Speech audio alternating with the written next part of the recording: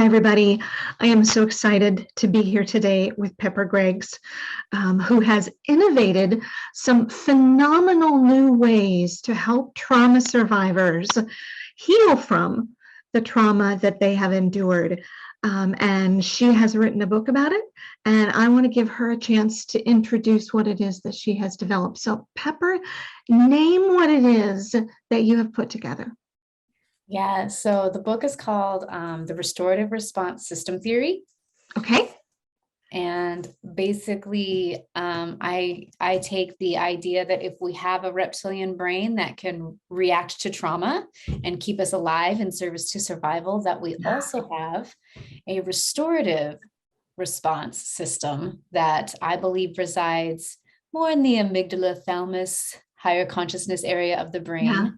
And I believe we can tap into it and resource ourselves when we have found ourselves a little out of balance with that reptilian brain.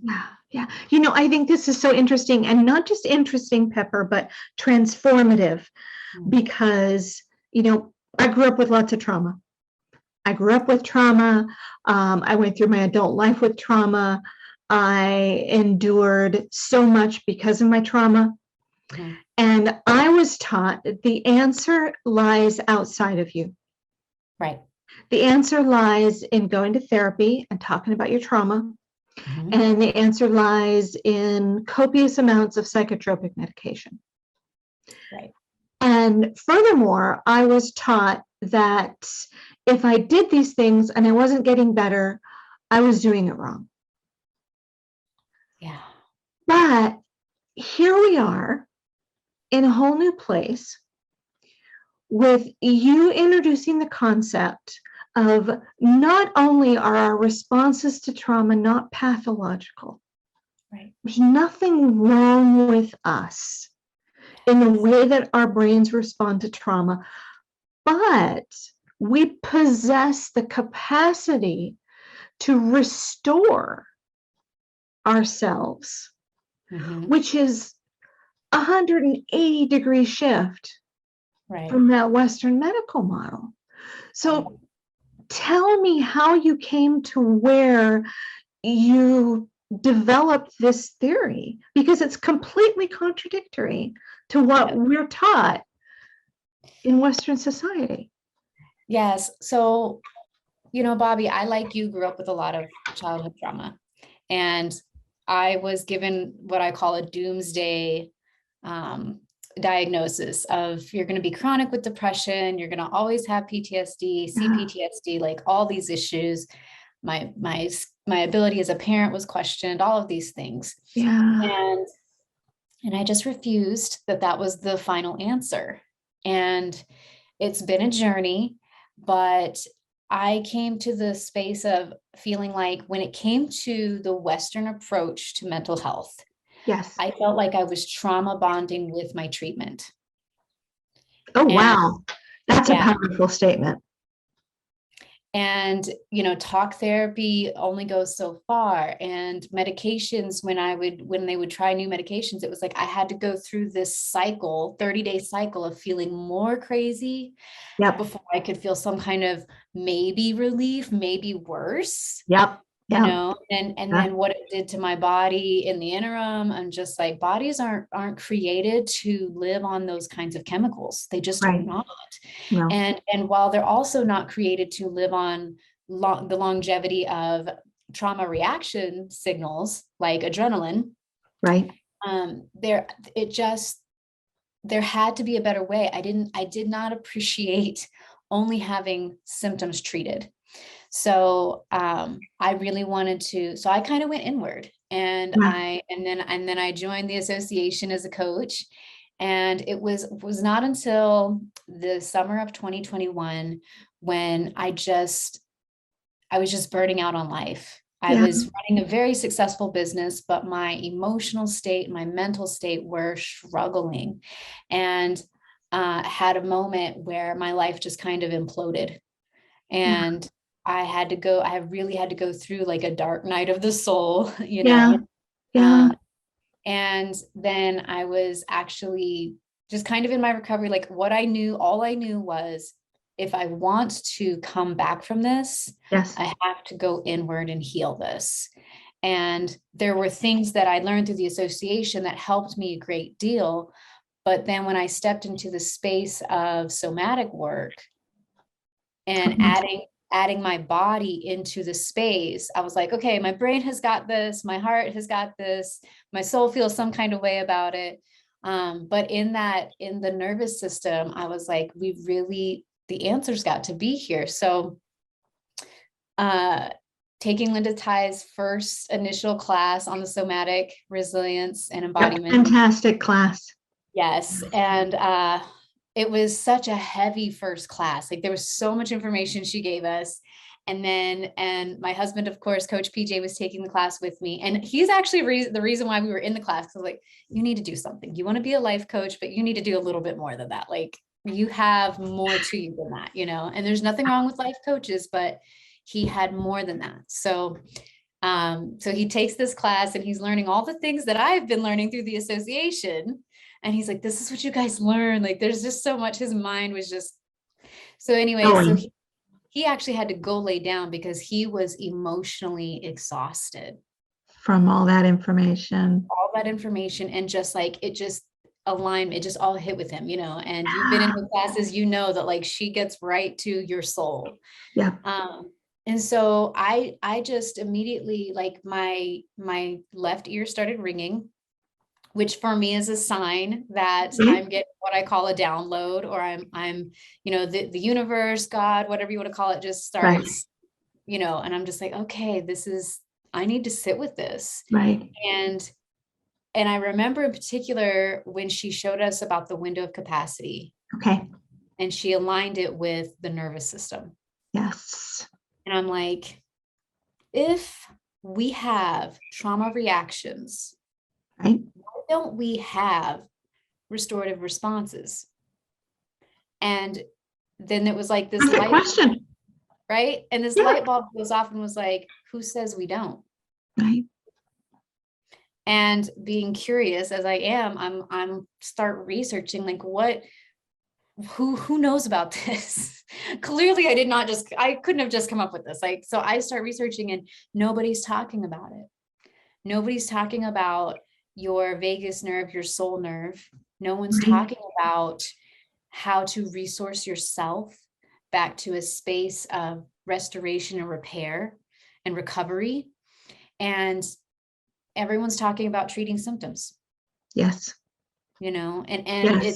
And I can appreciate that it's daunting because like when you tell me I have a depression diagnosis, that feels huge and overwhelming. And then if you were to tell me that depression is a symptom of an even bigger thing. Right. Oh, I could want to hide from that. Right. Exactly. Now it's more overwhelming. Go ahead, medicate me so I can disassociate from this and there's something between me and it, which is that medicine. Right. But I couldn't settle for that. I just could not. So I started writing, and it just kept coming to me, just like, this is the information. This is where, look up this. And so I started, I'm Googling and I'm going through my textbooks and I'm going through all the information through the association, all my coursework that I've completed. I'm going back through it all and just like, we do have one. We totally have a restorative response system. Yes. Yes. Yes. Our brain knows how. Right. Our nervous system knows how. Right. But and we've not been told. Yeah. So then the challenge became, how do I share this information without making people feel like your trauma reactions are wrong? Because when I don't want anyone, so if anyone listening to this right now is like, oh, I've made stupid choices when stuck in a survival state. Guess what? That was a perfectly normal reaction, as you would say, a perfectly normal reaction to an abnormal situation. Yep. And, when your choices are made in service to survival, your next choice is deeper in survival. And then your next choice is even deeper. And that's the pattern of it. How do you break out of that? Right. And so it's about getting back to restoration Yes. and honoring what your trauma reactions are, Yeah. and then giving them a place to go so that they are now being used instead of harming, they are now healing. Yeah. I love that. Giving them a place to go. You know, Pepper, I mean, my mind, I don't know about your mind. I know you and I have both been through tremendous amounts of trauma. My mind can make a list in a heartbeat of all of the choices that I have made out of, as the beautiful Linda Ty would say, in service of survival. And wrong and wrong and bad and wrong and bad and wrong. And yet what you're talking about is so much compassion. Yes. Yeah. For self, you know, and not to label all of those as wrong and bad.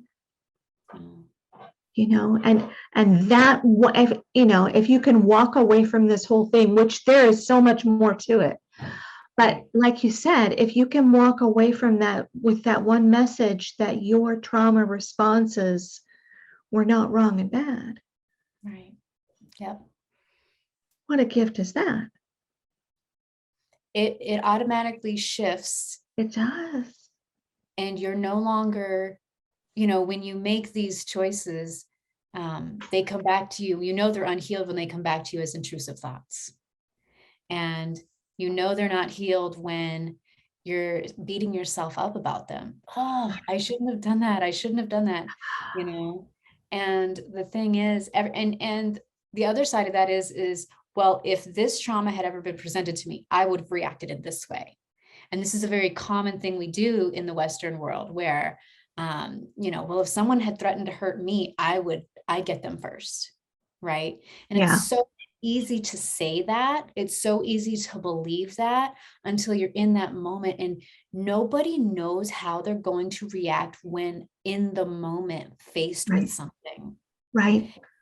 And so what happens is, then if I didn't respond the way I said I would when presented with this trauma, then I feel like I've betrayed myself. I feel like I failed myself. Now I'm beating myself up, and now I'm going deeper in that wormhole of not trauma, but shame and toxicity. Yes. You know? Yes. Which can then become barriers to restoration. Yep. Yeah. Yeah. So tell me how you got the courage to say, I know a thing. Wow. Yeah. It's, you know, I wrote it, and then I let some people read it, and I got some good feedback, and I've got some harsh feedback. Some people were triggered, and some people were encouraged. And so I had to start recognizing what was theirs and what was mine. Yeah. Some people aren't ready for this. Many people are and don't know it. And when I say not ready for this, that's not a wrong either. They're just not ready now. Yeah. And now that I have written it, it can be out there for when they are ready. When they are.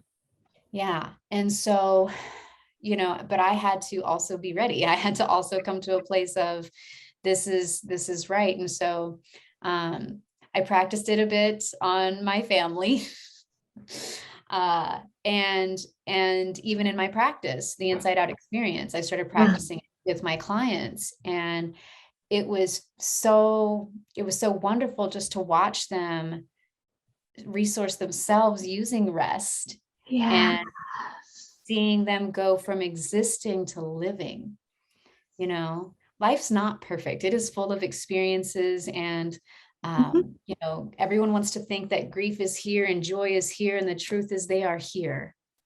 And when you start figuring that out, you start living and stop, you know, you don't let fear, you stay curious, you stay courageous, you stay compassionate. And I thought, I can be more courageous if I can expand my capacity for compassion. And that always starts within. The compassion journey is always going to start within. And through the association, that's where I learned about compassion, courage, and curiosity. Because growing up and with trauma, these things are very discouraged. Yeah. And compassion looks like excuse making. And there's a difference between that and what's really going on. So it's there. I won't lie. There are still moments where my ego sneaks up on me and is like, who do you think you are? Right. But I know what I've lived. I know what I've experienced. And I know the healing work I've done on myself. And even if, I kind of came to the place where even if this doesn't work for anyone else but me, I've changed my life. I have a better life experience now for it. So yes. Yeah. So let's take just a few moments and kind of walk through these 4 responses. And then we're going to take a deep dive into each one. Yes. But I really, really, really want to point out that this whole methodology is filled with empowerment. Yes. And compassion. Yep. And understanding and counter shaming. Yes. Right? Which we have learned in the association, which is that, yes, everyone has tried to shame me about this. I've shamed myself about this, but this is counter shaming. And if we can utilize all of those resources alongside these restorative responses to fight, flight, freeze, and fawn, holy moly, what a game changer. Yeah. It's really driving home the fact that you are enough. Yes. In your trauma recovery, in your healing journey, in your compassion journey, you truly are enough. Yes. You possess it all. You might need a little bit of help for someone to remind you. Absolutely. That's why we have community care. That's right. But you do. You have it. You are enough. So talk me through. So let's look at fight first. So what's the restorative response to fight? That trauma response fight. Right. So the trauma response fight, of course, is put your hands up. Let's get ready to duke it out. We're going to fight. Right. Yeah. Yes. And I tell the story in the book about my husband's fight response, which tends to be his go-to. And my theory is that when someone is in a fight response, instead of trying to get them to calm down, which never works, right, help them tempo that out through rhythm. Okay. So fight is rhythm, is the restorative response. Yes. When you think of the art of war, the marching, the cadence, the mantras, the way that they prepare for war is all about rhythm. Yes. And synchronicity. And so when you add that, when you see someone in a fight response, and in particular, my husband was doing this and trying to get this content piece out, wasn't working, in a complete fight state mentally. Yes. Couldn't even hear me as I was explaining the theory to him, right? And he goes to his keyboard, his piano, and he starts playing a song he's not heard or thought about in years. And within probably 10, 15 minutes, he has resolved himself back to a space within his window of capacity. Yes. And he's got it figured out now. And he's able to move on. Yeah. And what I hear, which I think is probably what I'm going to hear as you go through all of these, is let's work with it, not against it. Yes. Because that is the Western medical model. Right. Stop it. Don't do that. That's bad. Go the opposite direction. Right. How do you fight? Calm down. Calm down. Right. And if you can't calm down, there's something wrong with you. Right. And if I've learned anything as a coach, it's that when a client is with me in an activated state, it's not my job to tell them what to do. It's peer to peer, right? So I want to facilitate, I want to hold space for, I want to create safety around what they're going through in that moment so they can process it out. And the way to process out fight is to give it a tempo. Yeah. And I do this thing called rage cleaning where I'm like turning up some hardcore bass, rock music, something, and my house is going to be spotless when that's done. And it's something that I do to help me get through, this feeling of fighting, right? And it also improves my mental health because now my space is clean, and so my brain feels clean, and so now I can move forward, right? And this is something women been doing forever, but it's also something that in each form, like everyone does some type of rhythm when in agitated states. Yes. I love that. I love this. Go with it. Yep. Okay. So let's talk flight.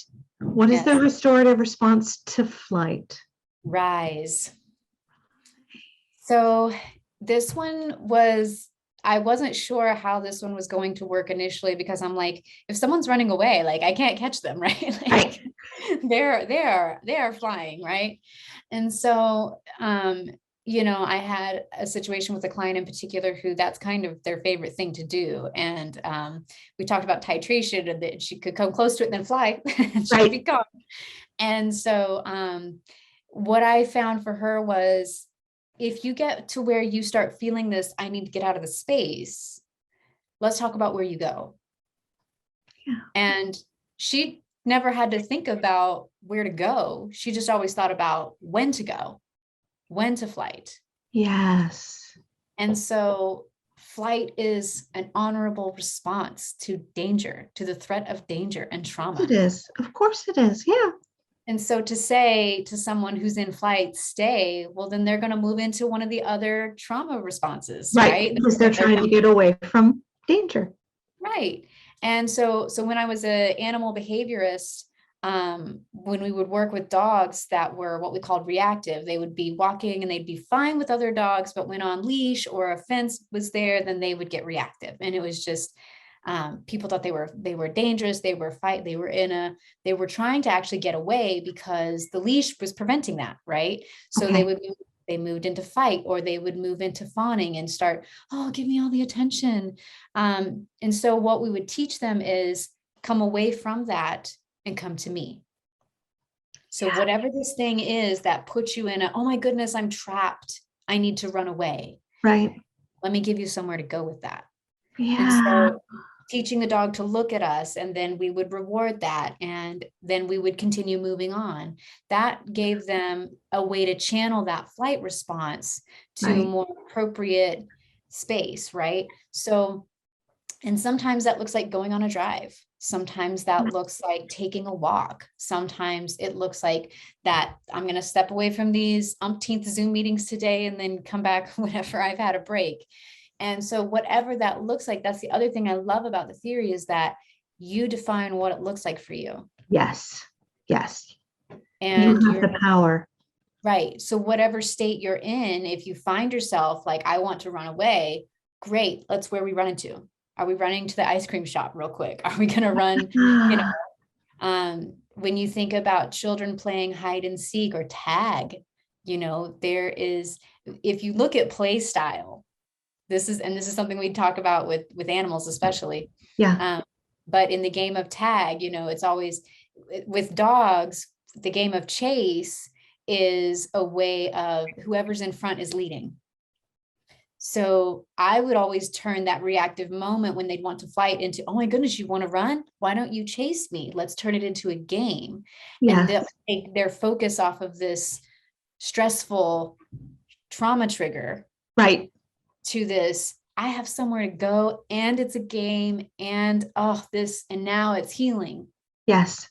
And now it's restoring and repairing. Right. Now it's not a threat. And it's a completion. Yes. Because that is, if there's one thing I have learned in the last couple of years, is how critical that is somatically. When we have that trauma responds. Mhm. It gets stuck in our body when it doesn't get a chance to complete. And when the Western medical model says, stop that, Right. calm down, it doesn't get a chance to complete. We just lock it in our body somewhere and throw away the key. Yeah. Yeah. So honor what your reactions are and respond. Yeah. Very restorative, not just stop and do the thing that you're being told is socially acceptable. Right. Okay, so let's talk freeze. What's the restorative response to freeze? Resolve is freeze, but that's because thawing didn't start with an R. I'm okay with that. And so when you think about freeze, so there's the hyper freeze, which is that deer in the headlights, and then the hypo freeze, which is like the possum playing dead. Right. That's the most simple terms we can put it in. So the wonderful thing about that, though, is that it doesn't matter which freeze you're in when it comes to resolve. Right. So when you go into a space, you've heard of what they call icebreakers. You go into a space with people and then they give you this icebreaker. It's because everyone in that moment is like frozen, right? Like who says hi first? Who moves first? What do we do? Right, so right. someone opens with an icebreaker. Sometimes this leads to laughter, but it's often through the form of storytelling. Yes. So when you're in a frozen state, it's also this, there's no story here. There's no narrative happening here. There's no communication happening here. No. You're frozen in this time, in this space. And so the first step, this one requires a lot more somatic work, Okay. because it requires getting present in the moment. Okay. So when I see a client frozen, I want to get in touch with their sensory system. What are you seeing? What are you tasting? What are you smelling? Yes. What does this feel like in your body? What does this Yes. feel like in your mind? What does it feel like in your heart and in your soul? Are your guts churning right now? Are you just, what are the, and by asking these questions, what I do for my client is I bring them back to this present moment. Yes.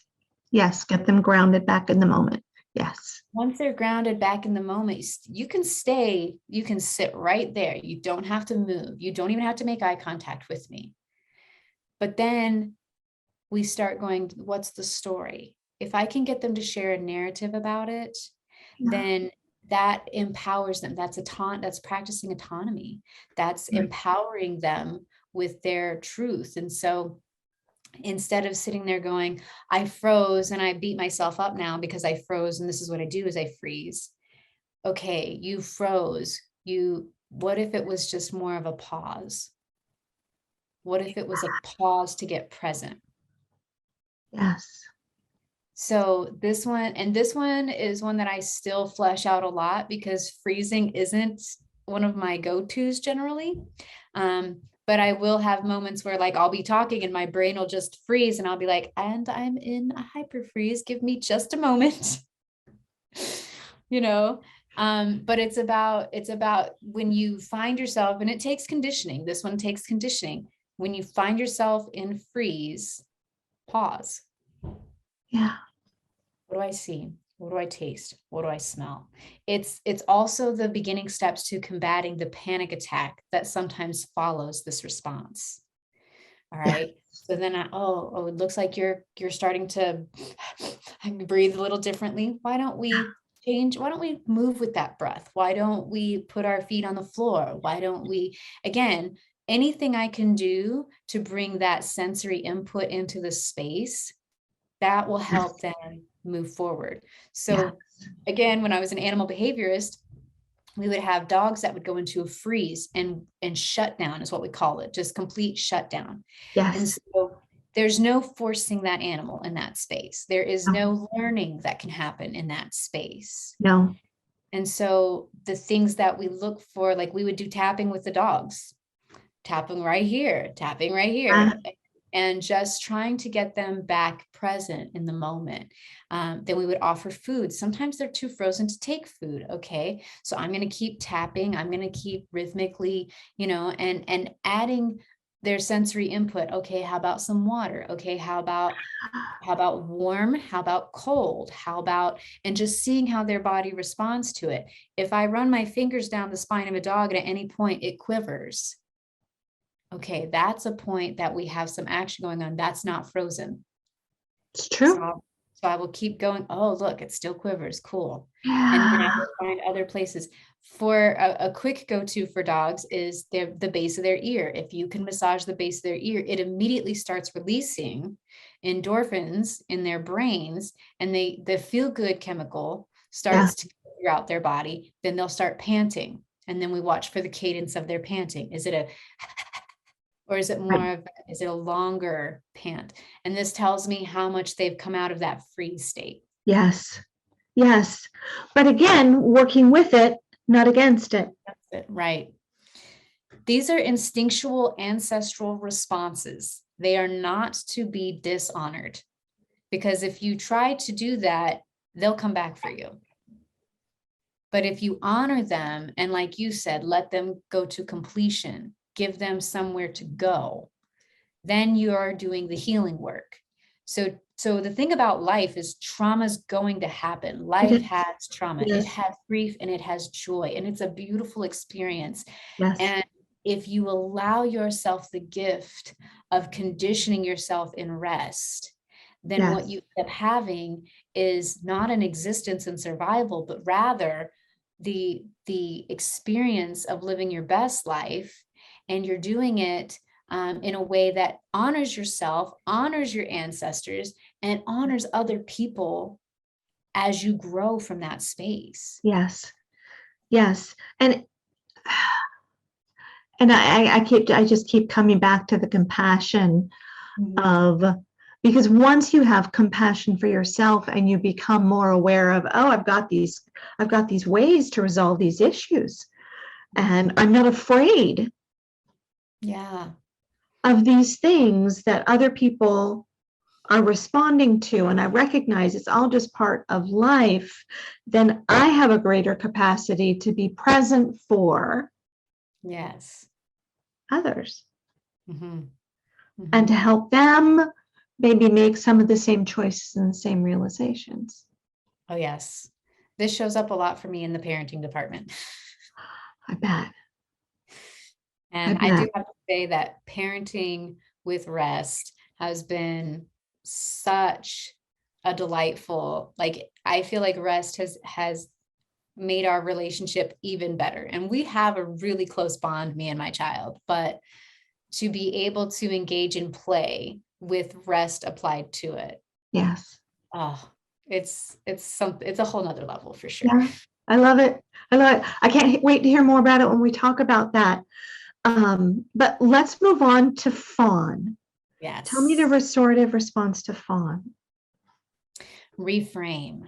Okay, tell me what that means. So I know that for me, when it comes to fawning, that I would go so far as to participate in my own abuse. Yeah. I would blame myself, shame myself, guilt myself. Well, I deserved it because I shouldn't have talked back. I shouldn't have, right? And this one, my core trauma is betrayal, but my major trauma response is fawning, which is one of the most betraying responses to the trauma that you can have. Yes, very self-abandoning. Yes. And it's, but it's also like, I look at my life and I didn't know how to show up for me because I'd never seen anyone else show up for themselves. Yeah. And nobody showed up for you. Right. And so when you don't know what it looks like for someone to show up for themselves and nobody shows up for you, then the default is often fawning. And it's in fawning in my brain is more like creating a narrative that sides with the oppressor. Yes, absolutely. In service to survival. Yes. Yes. So I don't ever want to lead a survivor to feel as though I don't believe their story, or as though it's inaccurate, because it is their experience, and the way the brain files and holds on to memory Yep. is unique and beautiful thing, even if it doesn't make sense. Yep.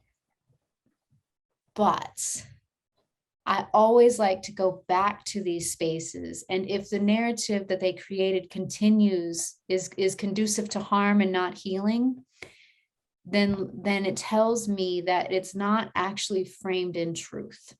Yeah. So I like to go back to those spaces and places and start talking about, what's the rest of the story here? Yeah. What is the deeper truth here? Right. What did we really learn that we never have to learn again, right? Yeah. And honoring what they currently believe to be true, and introducing them to vernacular and possibilities of other things. We do this a lot through parts work and reparenting ourselves. And Yes. what did you need? I know that you feel like that your need, your basic need was more of a want, and therefore a burden, right? This is something that Right. often as childhood survivors we go with, right? That's our narrative. Yep.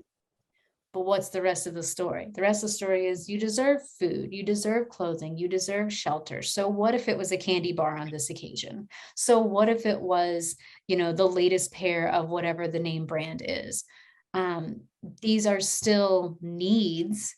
And just because one person is labeling them this way, that wasn't your reality in that moment. Right. Of course you have a desire for it. And of course you deserved to have that thing. And sometimes we go back and we go get that thing. And, I was an adult and I was like, completion. right. And it's so, that's another thing, is that there's no time frame on this. There's no time frame on the effects of trauma, and there is no time frame on the effects of healing. You can have a right now manifestation of Yeah. this response system, this restorative Yes. response system. Yes. And it's okay too, if you need to sit in your trauma reaction a little bit longer before you're ready to circle back to that. Yeah. Yeah. I love that, because trauma doesn't have a timeline. Right. I mean, it has a timeline in our human experience, Right. but in our brains and in our bodies, trauma It doesn't doesn't have a have. timeline. Right. Energy and your cells do not understand time. They No. didn't get that memo. It's No. completely a man-made construct, time. Yeah. Yeah. And that is both beautiful and detrimental in so many ways. Yes, but the powerful thing is what you just said, which just really strikes me, is that we're not only talking about being able to restore things that happened in the here and now, Right. but we're talking about being able to go back. Yes. And say, that thing that happened to me when I was 11, yeah, I can restore it now. Mm-hmm. Mm-hmm. I can complete that Right. now. Yes. And you know that it's crying out for that when it hurts. Yeah. So Or when as you that, said earlier, the intrusive thoughts too. yes, intrusive thoughts, intrusive emotions, when you're feeling extra about your reaction to something that is otherwise not that big a deal, all of those are indicators from your trauma saying, are you ready to heal this yet? Are you ready to heal this yet?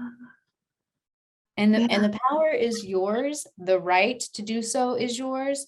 The autonomy is yours. And the ability, again, you are enough. Yeah. You don't have to, this is not something that, I want to be very clear about this. I did not invent this. This was gifted to me from the ether of our ancestors and our higher power and our higher consciousness. And it is something that has never not been around, but to have contact, to be in touch with it, to know about it, to realize it's there, has not been conducive to Western psychology. No. And so that's one of the when it comes to the painstaking part of writing this book and this theory, was making sure that throughout that I always bring it back to, you've always had this. This isn't Yes. new. Right. This is just like you have your trauma reactions, you also have restorative responses. Yes. Our brain has both of those things in equal wisdom. Yes. Our brain is designed to protect us, but our brain is also designed to allow us to heal from that trauma. Yep. So before we conclude this introductory video to the series, I want to go back to, because I think it rings to what we're just talking about right now. And you talk in the book about regulation versus restoration. Yes. And you consciously chose the word restoration over a word which is used often in Western vernacular of, we're not regulated, you're not regulated, you're not regulating, you don't know how to regulate. Tell me why you chose restoration over regulation. Right. Regulation is something that is very rigid. It has tight rules, and it sets us up for failure. Because it says that regulation, like when you look at the window of capacity, if you're not within this space and you're up here and you're out here, you're wrong. Right. You're wrong. And I just can't make peace with right and wrong like that. Not when it comes to life, not when it comes to trauma. And so there, I look at it as what's serving me and what isn't. And when I first started this, I really wrestled with these two words because, I was taught that you're not emotionally regulated, right? So you need to regulate. Well, what does that look like? Who defines that? Why is it wrong for me to be emotionally out here from time to time? Yes.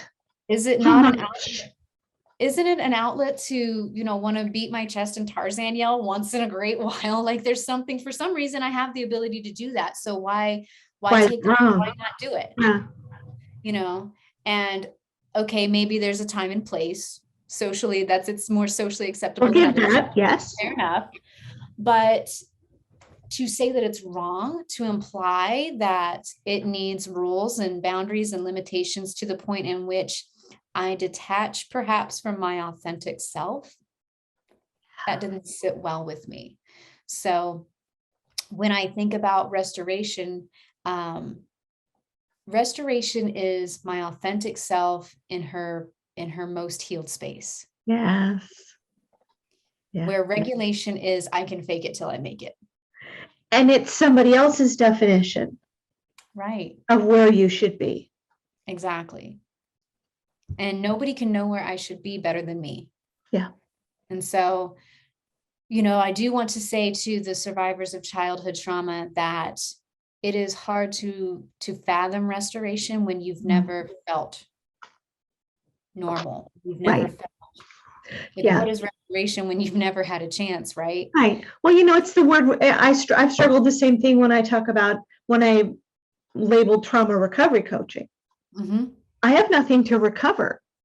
Right. Because I never had a life free of trauma. And so I get it. Yeah. And it's not about going back to who you were, because of trauma, that will never happen. But restoration is, again, my authentic self in her most healed space.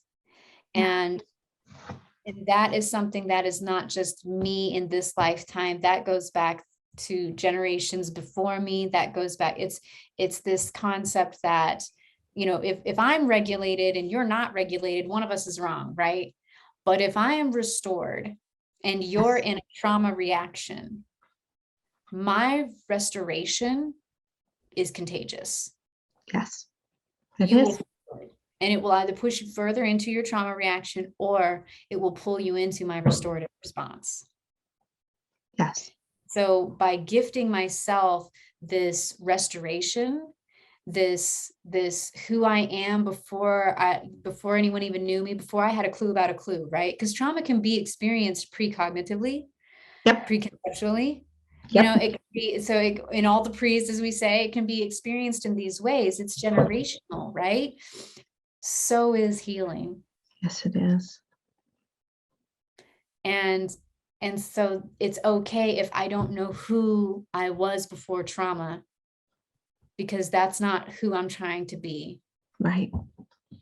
I'm trying to take all of this energy of trauma, all of this pain from trauma, all of this harm, and I'm trying to restore it to the energy of love, the energy of restoration, the energy that it becomes infectious with other people. Yes. You know, if I'm a person who resides in survival mode, then those around me will tend to be in survival mode. And I will attract to me people who are in survival mode. Yep. People, places, and spaces in which trauma and survival are required. Right. Yes. But if I can go within and I can find restoration here, I start attracting that in the world, and I start gifting it just in my presence, just in my being. And so then I don't have to be out here like trying to lay hands on people or coach every single person on the street. I don't have to, because I am embodying rest. Yes. And I love that. Embodying. That seems to be the catchphrase these days. It seems to be everywhere I turn. And yet this method that you talk about, that's what it is genuinely about. Yes. And I love it. And I love it.